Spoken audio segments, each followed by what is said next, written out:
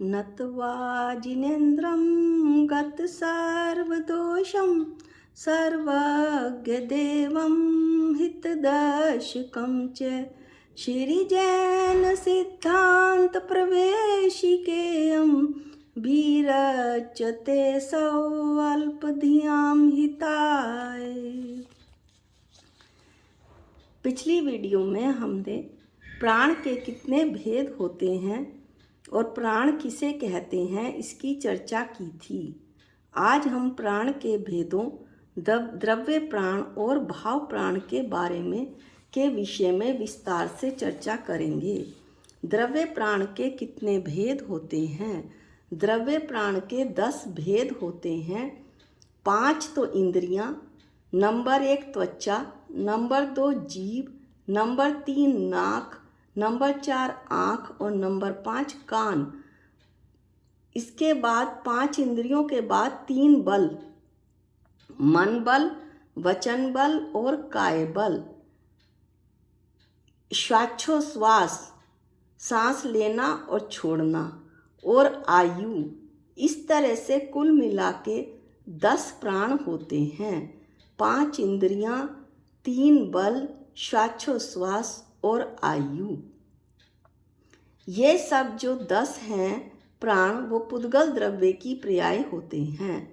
हमारे पास जब तक 10 प्राणों का संयोग रहता है तब तक हम जीते हैं और इनके वियोग से हमारा शरीर मरण को प्राप्त हो जाता है। व्यवहार रूप से हमारा मरण होता है, लेकिन निश्चय रूप से तो मेरा जीव, निश्चय न से तो मेरा जीव अनादि अनंत है। निश्चय प्राण अनादि अनंत हैं। द्रव्य प्राण के बाद भाव प्राण किसे कहते हैं? चैतन्य और बल प्राण को भाव प्राण कहते हैं। अब अगला प्रश्न आता है कि भाव प्राण के कितने भेद होते हैं? भाव प्राण के 2 भेद होते हैं, भावेंद्रिया और बल प्राण। इसके बाद अगला प्रश्न है, भावेंद्रियों के कितने भेद होते हैं? भाव इंद्रियों के 5 भेद होते हैं। स्पर्शन इंद्रिय, रसना इंद्रिय, घ्राण इंद्रिय, चक्षु इंद्रिय और कर्ण इंद्रिय। इनका हम थोड़ा सा विस्तार देखेंगे कि द्रव्य इंद्रियां 5 होती हैं, त्वचा, जीभ, नाक, आँख, कान। इन इंद्रियों के गुण होते हैं स्पर्शन, रसना, घ्राण और वर्ण और शब्द, यानी कि ठंडा गरम जानना त्वचा से आदि, और जीभ से खट्टा मीठा जानना आदि, नाक से सुगंध और दुर्गंध,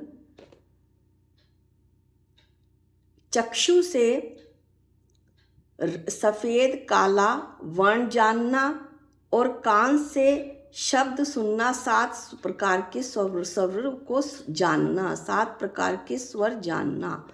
ये सब भाव इंद्रियां होती हैं।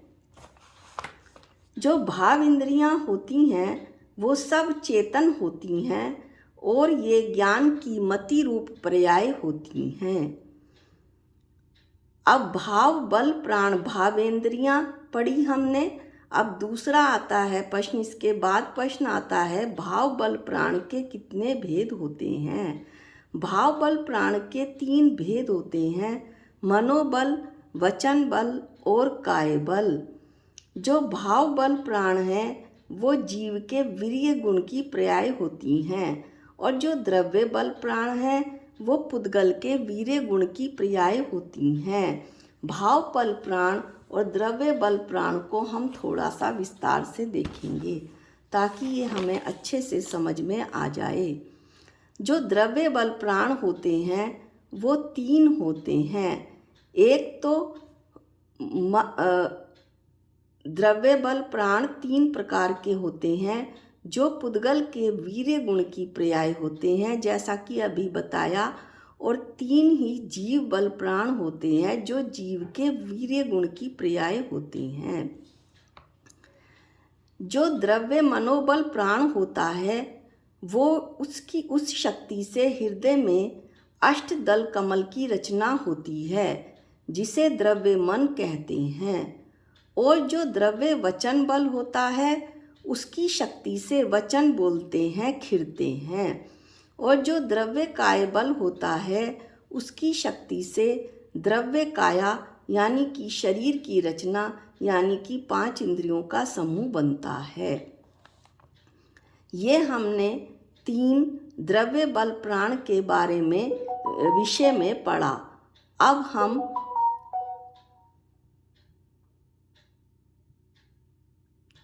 हम 3 भाव बल प्राण के विषय में पढ़ेंगे, जो जीव के वीर्य गुण की पर्याय है। जो भाव मनोबल प्राण होता है, उसके कारण से मन में विचार उत्पन्न होते हैं। जो अष्टदल कमल के आकार की रचना अभी बताई थी द्रव्य मन, उसमें विचार उत्पन्न होते हैं। जो भाव काय बल प्राण होता है, उससे आत्म प्रदेशों का समूह जो मेरी आत्मा है, शरीर के अंदर शरीर के आकार की ज्यों की त्यों और उसी के इंद्रियों के रूप में ही मेरी आत्मा के प्रदेश हैं, वो भाव काय बल प्राण से बनते हैं। भाव वचन बल प्राण वो भाव काय बल प्राण कहलाते हैं। और भाव वचन जो आत्म प्रदेशों का समूह है, वो भाव काय बल प्राण कहलाता है। और भाव वचन बल प्राण क्या होता है, वो कैसा होता है कि जो हम वचनों को सुनते हैं, जो हम वचनों को, शब्दों को जो हम बोलते हैं या खिरते हैं, तो उन्हें जो जानने का काम करता है, वो भाव वचन बल प्राण करता है।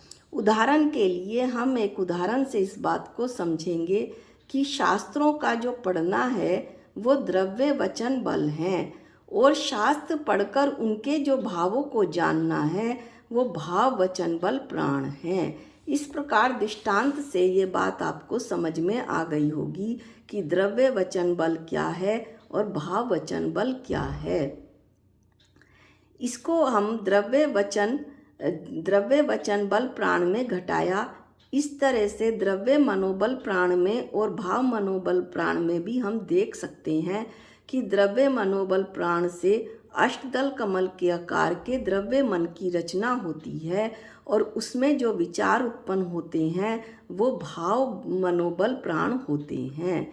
इसके बाद है द्रव्य काय बल। द्रव्य काय बल जो है वो क्या है, 5 इंद्रियों का समूह, आप इसे शरीर भी कह सकते हैं। इस शरीर के अंदर रहने वाली जो मेरी आत्मा है, मेरे आत्म प्रदेशों का समूह, वो भाव काय बल प्राण है।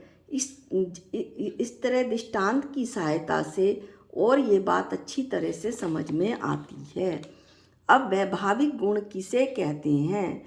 जिस गुण के कारण आत्मा में स्वयं अपनी योग्यता से पर निमित्त के संबंध पूर्वक अशुद्ध पर्याय होती है, उसे वैभाविक गुण कहते हैं। यह एक विशेष भाव वाला गुण होता है।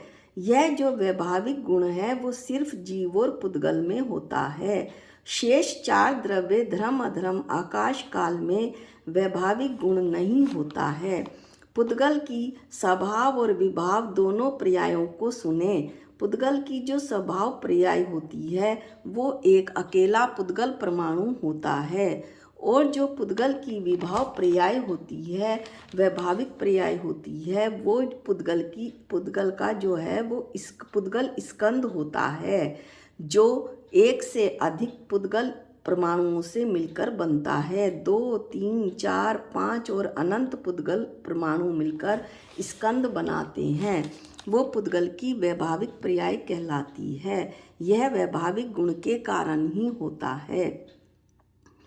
अब जीव की इसी तरह जो शुद्ध स्वाभाविक पर्याय है, सिद्ध भगवान है, मुक्त जीव, जो सभी कर्मों को, अपने 8 कर्मों को नष्ट करके सिद्ध पर्याय जिसने प्राप्त कर ली है, वो जीव की शुद्ध स्वाभाविक पर्याय है। जीव की जो वैभाविक पर्याय है, वो जब राग देश मोह कर्म का उदय आता है, तो जब जीव का उसी रूप परिणमन, राग देश मोह कर्म के उदय होने पर जब जीव उसी रूप परिणमन कर जाता है, अर्थात रागी देशी मोही हो जाता है, तो उसका स्वभाव विभाव रूप में परिणमित हो जाता है। यह उसके वैभाविक गुण की पर्याय होती है। इस तरह से हमने वैभाविक गुण की चर्चा की। अगले वीडियो में, इस वीडियो में इतना ही। अगले वीडियो में हम अभाव और अभाव के भेदों का वर्णन करेंगे। आज के लिए इतना ही। जामाणी के ज्ञान से सूझे लोकालोक, जो वाणी मस्तक नमो सदा देत हूँ धोख। हे जिनवाणी भारती तो हे जपूं दिन रैन, जो तेरी शरणागते वो पावे सुख चैन। सबको जय जिनेंद्र।